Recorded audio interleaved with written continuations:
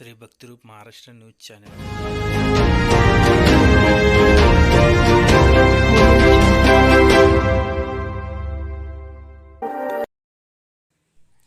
पुण्यातील प्रशासन जागे आहेत का? ड्रग्ज घेत आहे जीव, तातडीने लक्ष देण्याची गरज। पीडित मुलींकडे पुणे नागरिकांनी दिले लक्ष।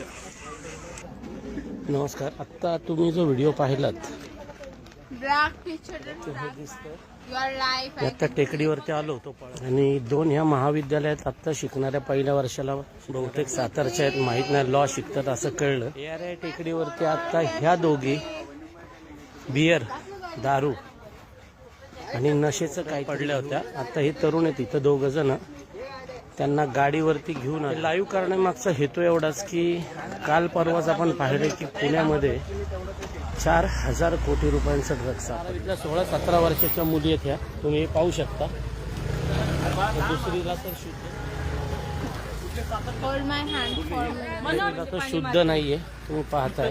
आम्ही घेऊन तर चाललोय, त्यांना पोहोचवतो, परंतु याविषयीच मला काही अर्थाच्या तरुण पिढीची आणि इथं आता सगळे ऑटो मागवली का बाळा तिने?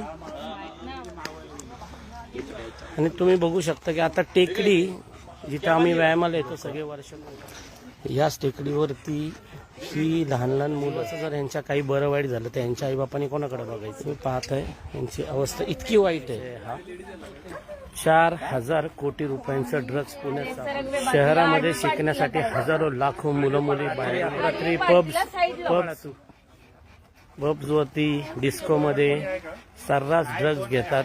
ड्रग्ज घेऊन वरती विचार करण्याची गरज आहे, काय करू शकतो आपण?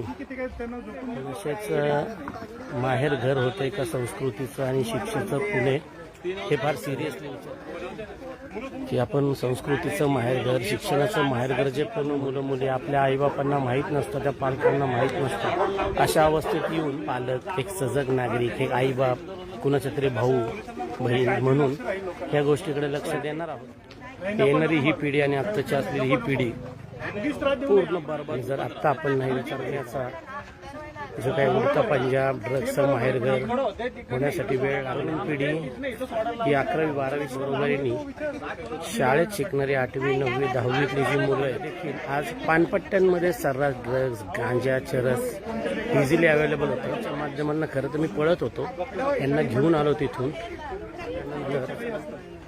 मला हे तुमच्यापर्यंत पोहोचवणं खूप गरजेचं आहे। यांना हॉस्पिटलमध्ये ते घेऊन चाललो, त्यांच्या बाकीच्या मित्रांना बोलवून घेतलंय आणि त्यांना दवाखान्यात घेऊन जातोच आहोत। आणि काही होणार नाही याची काळजी 100% घेऊ। बुधवारी शनिवारी रात्री हजारो जण जमले, हे तुमच्या हातात आहे।